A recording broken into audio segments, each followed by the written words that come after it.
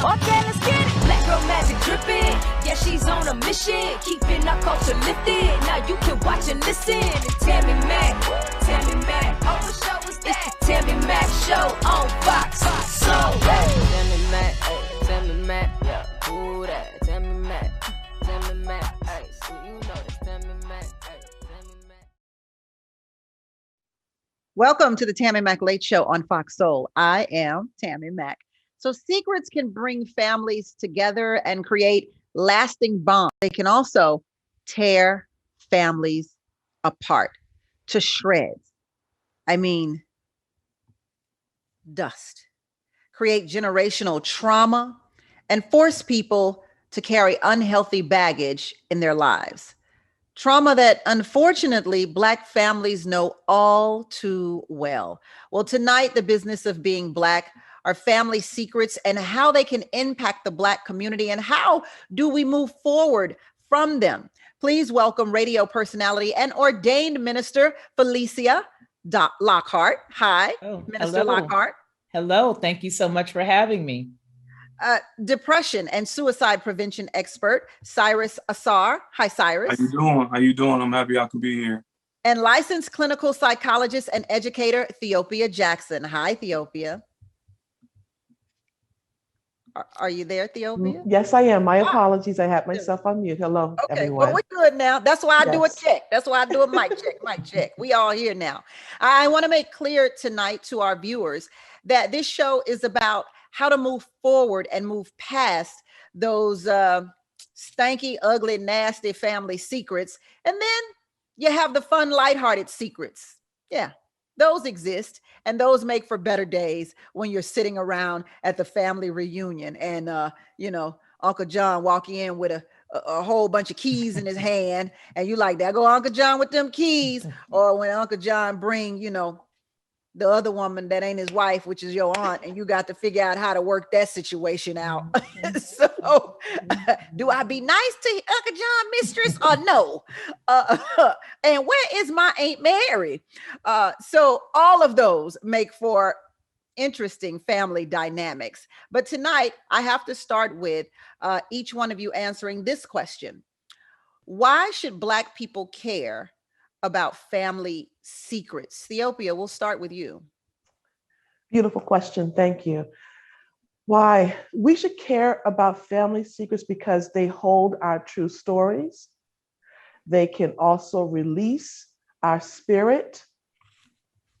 And if they're kept, they're part of our pain that keeps us locked in the past.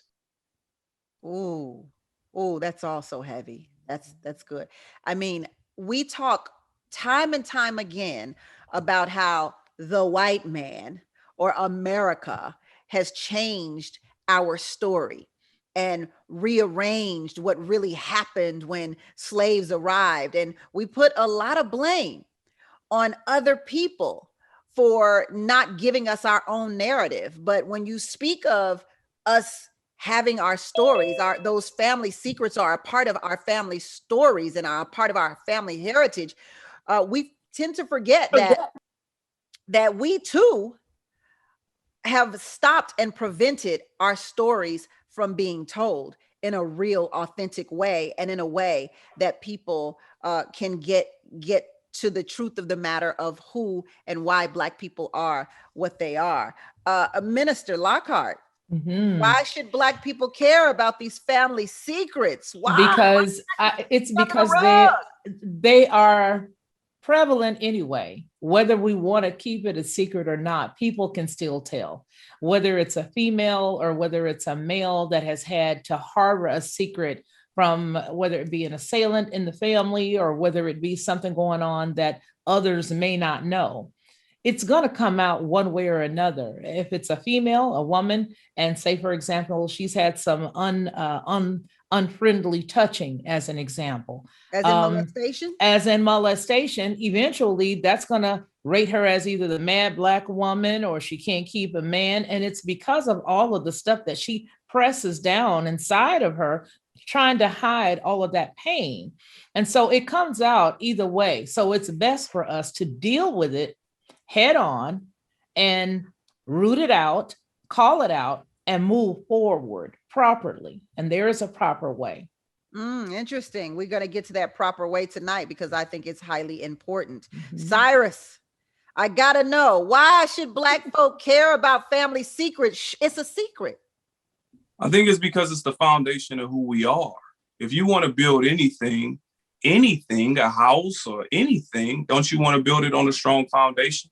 Ooh. And the best foundation is the truth. Yeah, the truth don't need no help. Truth don't need no help. Truth And don't need no help. If you tell the story a million times, it's going to come out the same when you tell it in a truthful manner. Yeah, when you tell them lies, it's going to always be some minute details you forgot you said last time. Right. It gets so bad that people will be like, what did I say? Like, if you told the truth, you don't need to remember. Yeah, I still have no idea how old I am. I've lied so much, my lies are in paper. Is this how old I am? Just don't ask a kid. They'll tell you. They will tell you. Which let's you know what? You bring up a very interesting point. So let's talk about the kids, because I think that's important, and that's where the truth starts. That's where the truth starts, and sometimes where the truth ends. Kids. Mainly when we talk about family secrets, they directly have to do with the kids in some sort of form or fashion. But we are often told things in the Black community like, don't air your dirty laundry, or hey, let's keep that swept under the rug. Hey, what stays in this, what goes on in this house stays in this house. And hey, be quiet. Don't talk when grown folks talking. The Black community tends to look at children and kids in a way that's a bit devalued, wouldn't you say? Definitely. And I think oftentimes we forget, if you teach a child to lie for you, they'll lie to you. We often skip that part where it's like, this is what I want to tell you to do. Make sure you keep it quiet. Make sure you don't tell nobody. Make sure, even when you see things, as a child, I've seen a lot. I had to hold in seeing my father, and I can speak on it now, but my father, rest his soul, but I seen him cheat several times. Yeah. I went along with it. So teaching me that. But Cyrus, did you go along with it because you had to, you didn't know any better?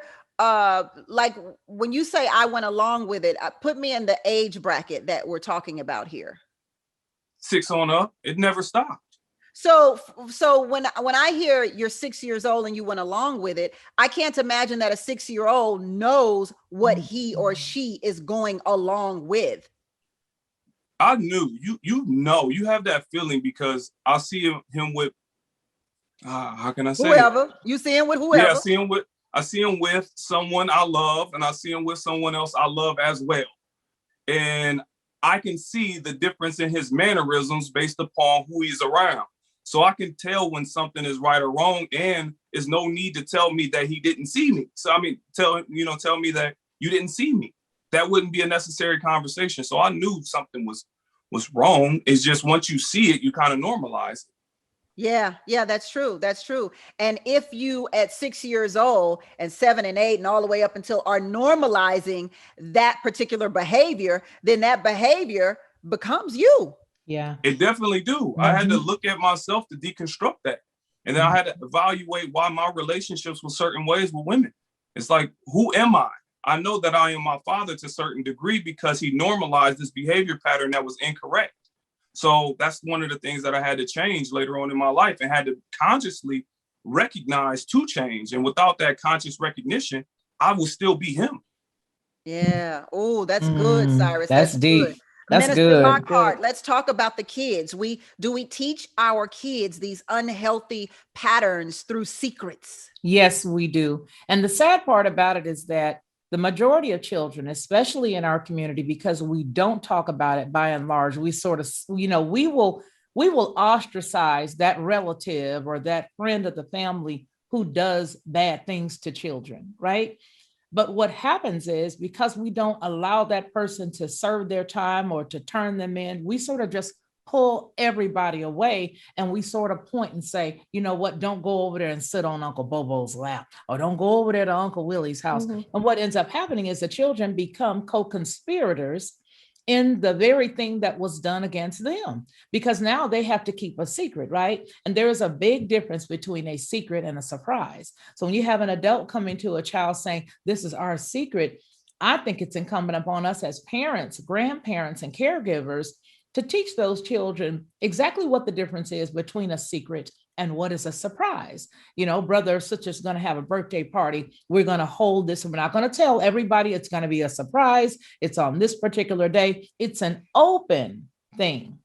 But when you consider the secrets that have been promulgated throughout the family, sometimes for generations, as it was with my family, what you end up doing is you learn how to be a co-conspirator in the very thing that was done against you. Right. That's what Cyrus said. Exactly what Cyrus was saying. Right. Yes, Dangerous. Yes. But Tammi, we're going to get to you when we take this quick commercial break, and we'll come right back on the Tammi Mac Late Show on Fox Soul. Thanks.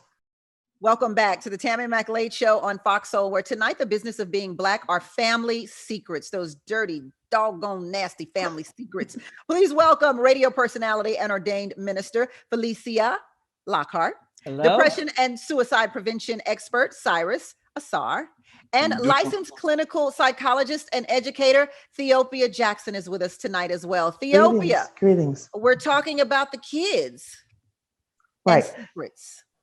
And I concur with what's already been shared in terms of the risks that dirty little secrets can cause and the prevalence within our communities, where it's like our children are being taught to keep everything a secret, keep things in the house, don't tell your business out in the street. And that causes them great harm. And yet I want to also bring on the table two other parts of this secret piece. One is we have a number of Black families and children who did try to tell the truth of what was going on. And they were met with despair, where they're in a mental health system that doesn't see them, doesn't recognize them. So it causes more pain as they try to tell the truth, and there's no one there to really help them. And then there are also some very courageous families, particularly Black mothers, who have pushed through to protect their children when they found out that they were being hurt. So I just want to make sure as we tell the fullness of our Black story that we carry that range. Yes, we're in that place where we are perpetuating and allowing for the secrets to be held, so they end up being another generation being hurt and on and so forth. But we do have those who are breaking through. We need to collectively tell our stories and listen to each other deeply, trust each other, and lift each other up so that we can be brave enough to protect all of our children. Because many times the parents have been hurt themselves and they're hiding secrets. And so they can't see what they're not allowing themselves to see the hurt that their children are going through because their own pain has not been healed. Ooh. May I add to that? Cyrus. I think it's a difficult thing because we're asking people to have proper communication skills. Like, in order to tell your story and get it out in a way that can be productive, we can say, it has to come in a healthy form. So if you never learn how to communicate properly, how are you getting out what happened to you? Are you going on Facebook doing a rant?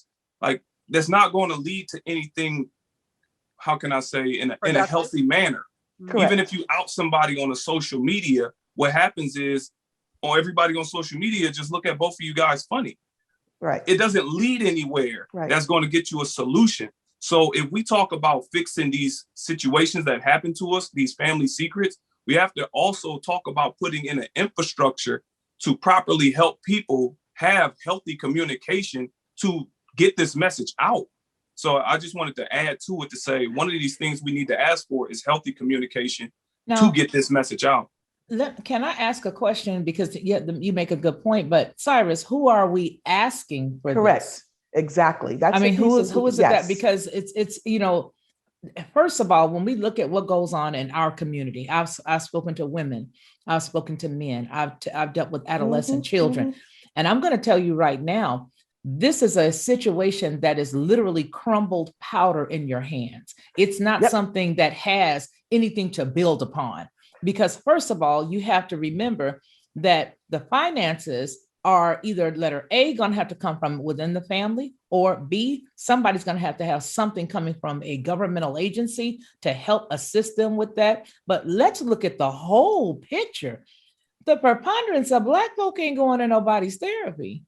I went to therapy for myself. I put my children through therapy, but the majority of us, so where are those? Who are we asking? I think that's another problem. Right. And that's why I would step in. So as the current president for the Association of Black Psychologists, we are independent from the American Psychological Association, where many of them, like myself, we've been trained through these academies. So we know what Western mental health science is.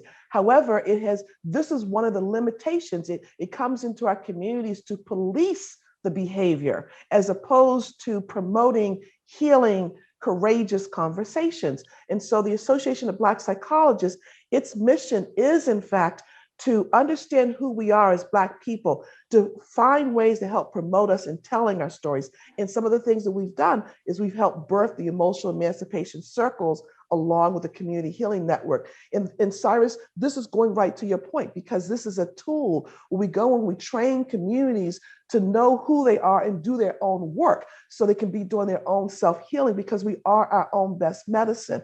And many times the things that ail us does not always hit the clinical level for a bona fide diagnosis. That's a whole nother conversation about the validity of diagnoses within our communities. But for the point of our conversations here, we are all hurting in various ways just by virtue of being in this Black skin, in this space. So these secrets are part of a macrame of complexities that Black folks are having to live through. So to tell the secret of my being a survivor of child abuse within my sexual abuse at the hands of family members is also sitting in the same place of the poverty I grew up in. So that if I told that story, the family gets broken up and I lose my mother because of who the abuser was, if you will. So, yeah, so that's our children. Ethiopia, that's kind of what I was going into next. The consequences. Children fear the consequences of releasing a secret. Yes. They fear that they'll never see their parents again. They fear that they'll never get to play with their cousins again. They fear and sometimes that's true. More than anything else, children fear, and I speak from experience, children fear being blamed themselves for doing something wrong. And that's been true. It's because true. As a survivor, I was blamed for why am I as a 12-year-old child, why am I presenting myself in such a sexualized way that allowed me to be victimized? So I was being blamed. You're absolutely right. This is in here, but I want to go back to say here is we have to be courageous enough as the adults to first deeply tell our stories, listen to one another. The work that Cyrus and Felicia are doing, you're taking your stories out here publicly, but we all know around the family circle, how do I have a genuine talk with my auntie, my mother, my sister, my brother, everyone? Because the more we do that, then it will trickle across the generations and begin to minimize Theopia, some of this. I have to push back a little on that. And Sure. Here's why. Because grown folk don't want to hear that. They don't want to hear that. Some don't, but some don't do. know. Some do. Because, and here's the reason why they don't want to hear it. And particularly if it's in the past. And most of our secrets lie in the past. And so if it's in the past and I have to share that with my mother or my aunt or my uncle or whomever in the family, then it's too late to do anything about it.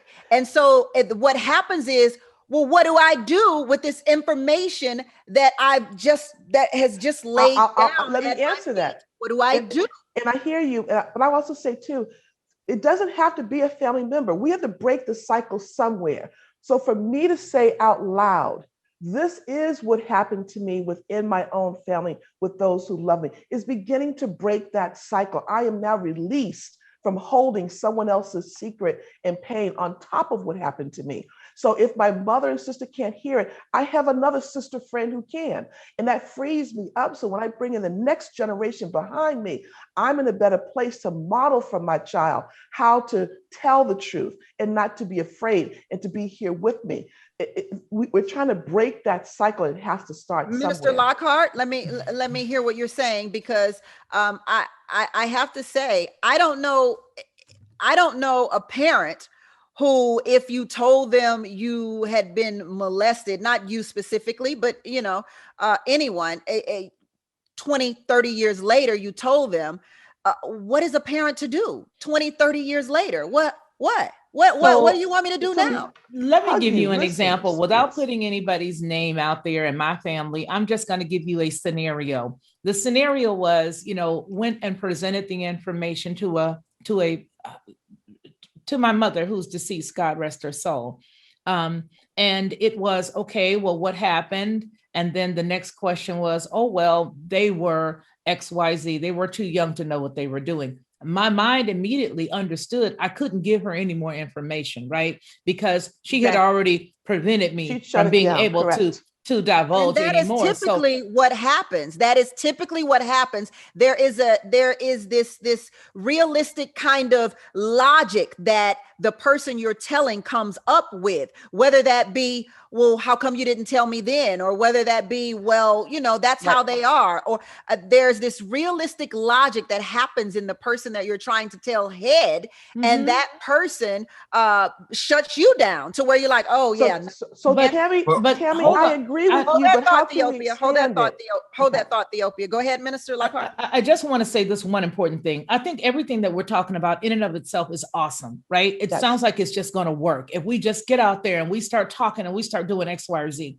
Our problems within the Black community are so much deeper than that. And what we are seeing when it comes down to children who are being, for example, molested, or, something happening out here, or X, Y, or Z. These are the buds. These are the leaves of the issue. The root of our issue is that we don't have enough people in the household together. Okay, you're sending your children out to other people who you trust, you think you can trust, just so you can make a buck. I think that our issues start more with the foundation that we lack, that we had once before. Now, it's not to say that people back in the day did not have terrible maladies and things that went on with them. Certainly we did. But it is to say that the foundation that we are supposed to set for family, we don't do it anymore. We have no value in those things. So right now, what I'm hearing is we're expecting people who've exemplified the lack of value to come up with some wonderful form of value out of the thin air. And that doesn't happen. The issue for me, and my opinion, is to basically deal with the children on that level and let there be somebody somewhere, whether it be some, and I don't mean some fairy dust. I'm thinking that there needs to be some location, somewhere, somehow, whether it be, in a school setting where there is a trusted adult, whether it be, there has to be somewhere where children can feel safe to go. Now, people will say, oh, they can do that at the school. Not so. Not so. I don't know what we need to do, but we cannot expect a Western mentality to deal with village issue. Village issue. Jump in here, Cyrus.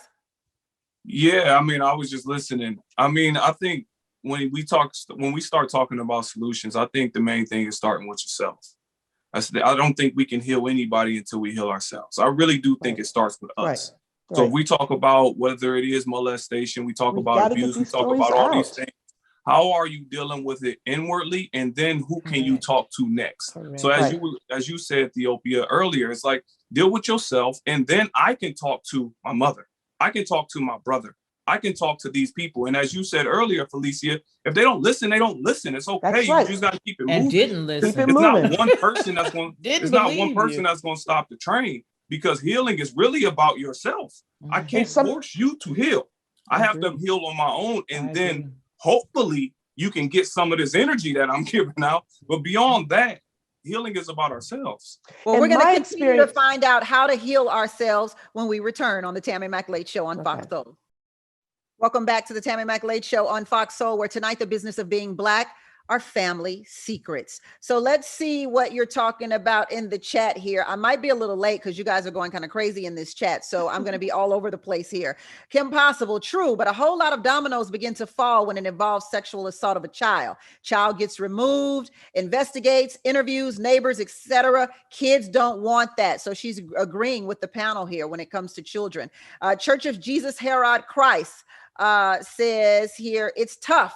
Secrets in the art of confession and pain. Free psychiatrists for everyone. Everyone needs someone to talk to instead of imaginary friends. And let's see here.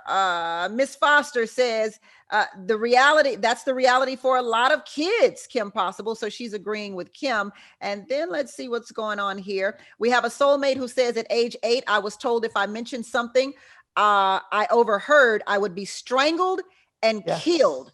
The beginning of extreme dysfunction. Absolutely. And Therese says, wow, that is heartbreaking. I can't imagine holding in a traumatic secret as a child. As a child, only secrets I kept was for Christmas and birthdays. Those should be the only secrets. And I could barely keep those secrets because those types of pain has a root for a lot of problems across one's development. I mean, if we look at those teenagers, those young adults and others who are struggling with substance abuse, struggling with other poor decisions in their life, it has its roots in holding those secrets.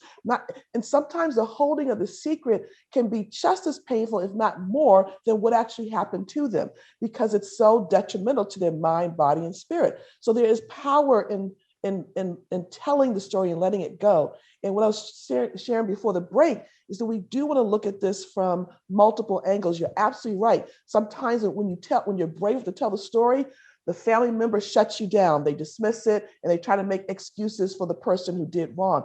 I truly see that. And yet I also seen the power of telling that story, because I say, this is what happened to me. Others start saying, it happened to me too. It happened to me too. And it's in the telling of the story is more about freeing my spirit up. It's about me as opposed to anyone else. It gets that monkey off my back. I agree with that 100%. I did an entire national tour with my one-woman show Bag Lady based on how my own personal molestation dictated the men that I chose in my life. Absolutely. There you go. Absolutely. There you go, Tammi. And as we did the tour, women came from all over expressing themselves. There was even one woman who said the play itself made her confront her molester. Absolutely. And so she literally confronted her molester, came back, told me how it went. Good for her. And I was like, well, hold on now. I ain't gonna say confront nobody. Hold on now. That part wasn't in my play. But there's power in the story. That's good. That is good. Yes. And that's what I was gonna say, that we really do need to start there. We need to start, why don't we have any voice in what goes into the schools as we're teaching? I mean, my mother could have done differently in different aspects of raising us, right? I don't believe that if we would just have a way to teach the children a sound way to say, listen, there are no such a thing as a secret. If somebody had told me that there is no secret with an adult, if an adult tells you a secret, that is not a secret. That is what I tell my grandchildren right now. An adult has no reason to tell you a secret, honey. They don't have any reason to ask you where anything is.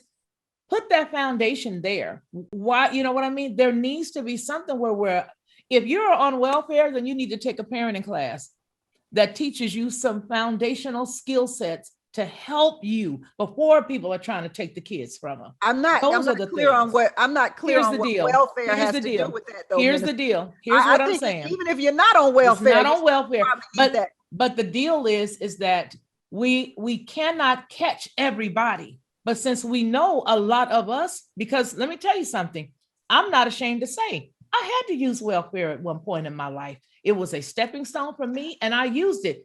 I am a welfare baby. So for me, I understand that if I had, for example, while I was going through that rough patch, I would have loved to have had some classes offered to me that I could have taken just with my own children to help me to sort of get over the frustration of not having a job at that moment, of all of these things that did not cost me anything in the end. Meaning, if I come to this class, you're not going to throw me to the wolves because I had to come to this class. I want to come.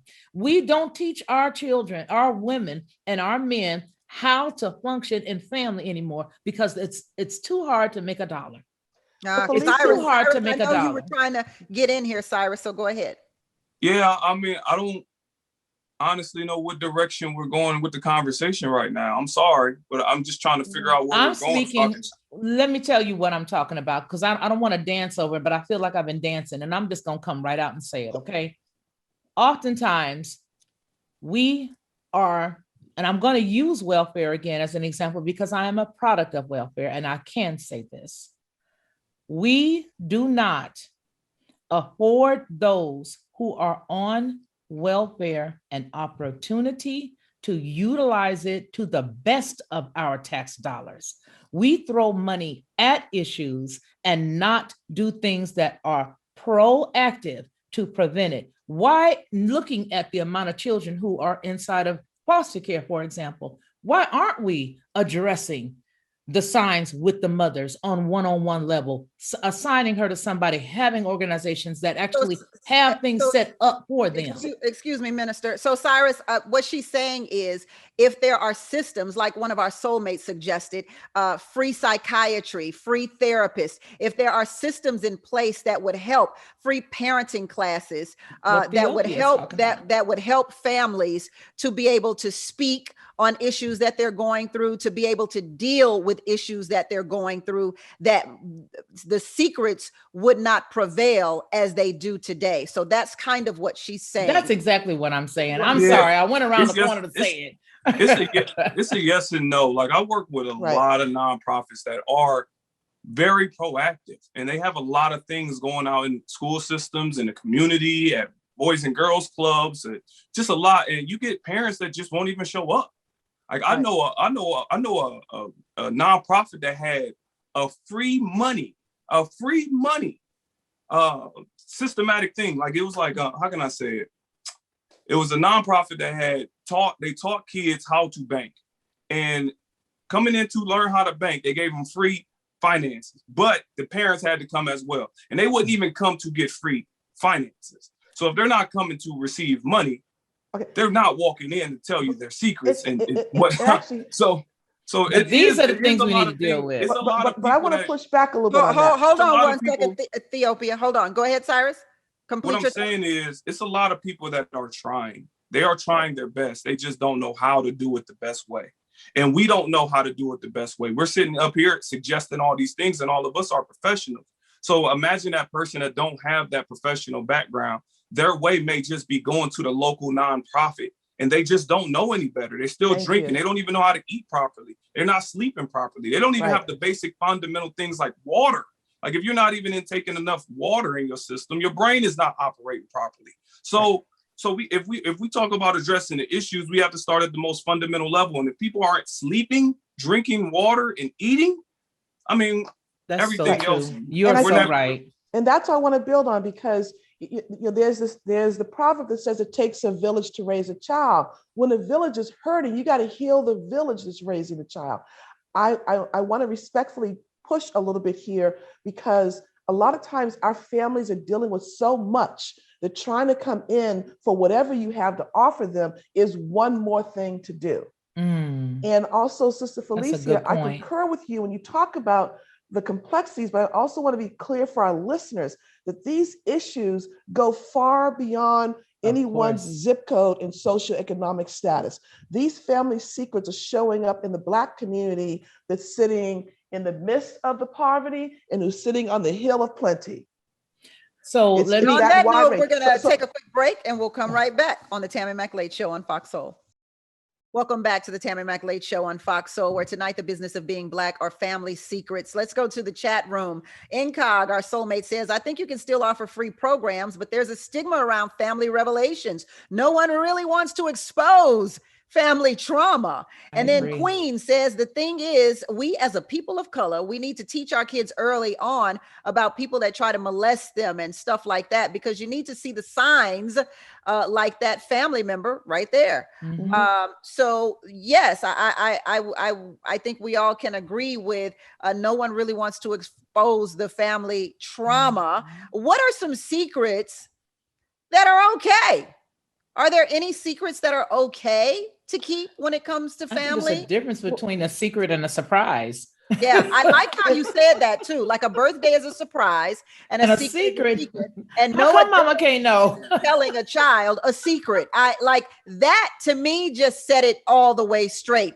So we'll move Yeah, past that question. Go ahead, Well, Simon. I think there are some secrets that are good, that are great. Sometimes, like, I'll give you an example.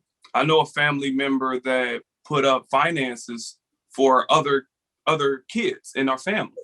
So they just put up finances. They didn't know this money was coming. So by the time they got to a certain age, they received the check. I think that's a good secret, because if a family member would have known that their child was receiving X amount of money when they got 18, maybe the relationships would have been different. You know what? By the time they get 17, they're gonna make sure they mend all the gaps, because when this big money come at 18, I'm getting in there. So I thought that was a great thing to keep that as a secret, that they were saving money for someone else upon their graduation. And Tammy, I think it's also about the generation, because what we may call a family secret, previous generations may not have considered it that way. I'm thinking about those families where the auntie is raising her niece as if it was her own, and the child finds out when they're an adult that this is not my mother, this really is my niece. There was no intention on that auntie's part to keep this a secret from the child. Just during that time, they just thought they were doing the best they could and doing the right thing. And so I call it, but later on, when the child realizes it, it may cause them some pain because of identity. You know, my entire life for the last 20, 30 plus years, I thought this was my mother. And then to find out this other person was, they have to recalibrate. So I'm not so sure if it's a quote good family secret as much as it is what's the intention, and not always understand there may be a problematic impact. It could also be etiquette. It could also be etiquette, right? I mean, you know, it's etiquette not to tell that you're collecting money for somebody. It's just what's a decent thing to do. We just don't share those personal aspects or private aspects, right? I mean, do you think, Ethiopia, that would be something that you would? I would agree, because I think the outcome is what's the real deciding factor is what's the impact. If allowing that child to be raised by the auntie as if it was their own gave them a better quality of life, I see that as a loving gift, a loving sacrifice that everybody made for that child. But keeping a secret when I know that this person has already been hurting children or has been stealing money or whatever those issues may be, and I don't say anything, that's a problem in the secret. So I think we should be very critical about where we're going with these. So are you saying that the aunt raising the child and not mentioning that she's not really the mom, you saying it's okay? I'm not saying it's okay or not. I'm saying I understand the initial intentions and why they may not have thought it was important to say anything different, because it's a different time. You know, 30, 40, 50 years ago, they would not have thought about that. So they have good intentions, but it is probably going to have some problems for that child when they realizes it. Well, I know it seems like this show went by rather quickly, and it did. We'll have to call you all back for a part 2. Felicia, where can we find your podcast, The Lockhart Perspective? Well, The Lockhart Perspective is actually two-pronged. It is available on Anchor as well as Spotify podcasts, and I also have a YouTube channel here on the YouTube platform, The Lockhart Perspective. Thank you, Felicia. And Cyrus, your mental health cafe, Greatness Cafe. Yes, I guess I'm announcing it. Nobody even knows to the general public yet, but I have a mental health cafe. That's the secret I'm letting out of the bag, my brother. You can say that one. That's the secret. But it's about giving free resources mentally while giving people healthy foods and beverages. So that's really what it's about, is creating that hub so people can come in and talk about postpartum depression or talk about suicide, talk about different things that I've been speaking about for the last 20 years. And she put up 2 of my workbooks. One of them is an I Am Great Affirmation workbook, which is just frankly teaching kids to tell themselves that they are great, learn positive self-talk. And the other one is about a life and career, which is understanding yourself and redirecting your understanding into a career choice. You better So all go, these things brother. will be inside this cafe where we will be discussing ways that people can healthily get out their information or whatever we were talking about earlier, while also having healthy foods and beverages. That's smart. Ethiopia, if someone needed to reach out to you, how could they do that? Or what do you suggest for someone who does need help with family secrets and dealing with it? Well, I want to invite everyone to visit our website, the Association of Black Psychologists, because you will find there a couple of very important resources. And I've actually shared them with Alicia, so they may be available later on your space. But we, as I mentioned before, there's the Emotional Emancipation Circles that we partner with the Community Healing Network, where we are training community members to take care of themselves in a very clear way. We also have the Sawabono healing circles that we are training and teaching people to do. So for example, Cyrus, I would love to have you learn more about this because you may want to add it to your cafe. We want to make sure we're giving our communities the tools to heal themselves through the complex pain and trauma they're contending with, and also being better utilizers of good mental health to know when they have the right mental health services for what their needs are.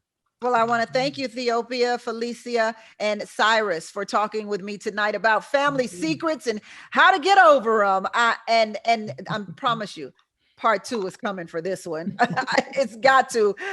Thank you so much for being on the Tammi Mack Late Show. Thank you for having me. We'll be right back after this. It was a pleasure to be with each of you. Tammi Mack Late Show on Fox Soul. My favorite friend here, George Chidi. Hey, how are you? Listen, you've done a lot of research on genealogy and otherwise. Is it harder to piece together for African Americans our genealogy because of the legacies of Jim Crow? I think so. And like, I'm coming at this the way Skip Gates would. I don't know if you ever watch. Well, you have to tell people who Skip Gates. Are you talking about Henry? He's a historian at Harvard. He spends a lot of time digging into people's like deep history. And a lot of the time, like there's a flat end to anything he can find when he's looking at African-American histories because of slavery. And often even Jim Crow just cuts it dead because there's no records. And so like I'm a journalist. And so I'm standing in for the historian right now, who's looking at all of this trauma and all of these family secrets and thinking about the kid who's trying to write a book report or a family history thing in 10th grade 50 years from now, and how little they might actually know about the lives of the people today because people aren't being forthcoming about what happened. Yeah, but you think 50 years from today, surely kids of today will be able to trace at least back to 1999, right? Because of social media and everything that we've got going on. It's a different world today than when we had to put our records, I don't know, on a tree. True enough, except when we're talking about family secrets, the sorts of things you don't put on your Twitter feed. This is true. It's oral history, and oral history is a tradition in the African American community that's important because of all the things I've just. There are a lot of things that we don't commit to our histories because maybe there's shame, and I understand how difficult it can be to how fracturing some of this can be for families, but my role is to think about what somebody 100 years from now is going to think about this moment. Right. And so I am here to advocate for people to, at the very least, write it down somewhere. Write it down somewhere. Some people from marginalized communities may have been forced to do things to survive that they weren't proud of, leaving holes in their family narratives. Do you believe that to be another reason why it's hard to trace our genealogy? I think so. Try to imagine, this is hard to talk about given the context of the conversation today. Let's say 200 years ago, one of your great forefathers or foremothers was doing something terrible, a prostitute, used drugs, something, I don't know, murdered people. Honestly, I would think you'd want to know about it. I think people want to know where they come from. They want to know the condition of their own lives and to have an honest telling of their own history. Um, and so I worry that in the interest of preserving the family unit in the moment, like we do damage that we can't see 5 and 10 and 50 and 100 years from now. Yeah. Yeah. So, do you think that we will be able to reach back through some sort of scientific way, maybe, to find out things about our genealogy as Black people? Some, I mean, as far as genealogy, sure, like a DNA test will tell you like who your parents and grandparents and great great grandparents are, if you have the sense to take one. But suppose you do find out that you were being raised by one of your aunts and you didn't know it, or your mother was being raised by one of her aunts and you didn't know it because she never told you. And suddenly there's this hole, and you have to start asking yourself, well, who was lying to me 10 years ago or 50 years ago? Because there'll be no way to figure it out at that point. Ah, I get it. I get it. And so, what's your story you're talking about tomorrow? Oh my goodness. I would like rappers in Atlanta to please stop shooting each other, Oh, like just okay. to start. Okay. So I that would look, also, that's big. Like that's a big tease right there. So we're looking forward to it in Atlanta. my word, I've been looking deeply at the roots of violence in the city of Atlanta. It's been a serious problem right now. And a lot of the work that I did today got bumped off the page because Garrett Rolfe, the police officer who shot Rayshard Brooks last year, was just reinstated as a police officer this morning. Wow. Wow. Thank you for that news. And thank you for being here again, George. We'll see you next Wednesday. And I want to thank all of my guests that came on the show tonight to talk about secrets in the Black family. Of course, up next, we have got Fox deals. I can't wait. I'm ready to spend my money on some Fox deals.